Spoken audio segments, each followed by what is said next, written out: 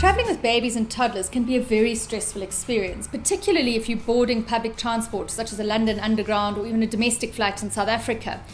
And if you're trying to contend with a pram to do this, it can be even more stressful, going through queues, packing it up to get your baby off it so that they can pack it away in the hold area. And even on the other side, putting a cumbersome pram into a boot isn't necessarily the best thing.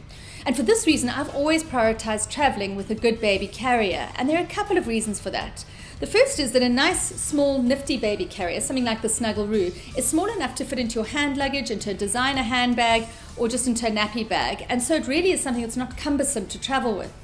The second thing is that when you get to the other side, you'll actually be able to have something that you can use to walk on the beach, go around the shops without having to lug a pram around with you everywhere, particularly if you are on public transport.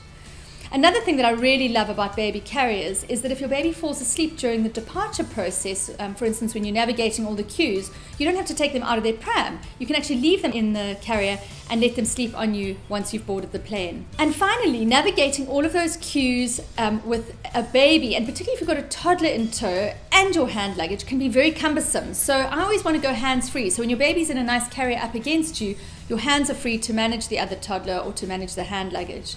So I would say the very first thing that goes into my planning when I'm going traveling would actually be a baby carrier. The only time you don't do that, obviously, is when you've got a car seat situation. If you're traveling by car, you do need to take your baby out of the baby carrier. But for almost all other travel purposes, a baby carrier really is the way to go.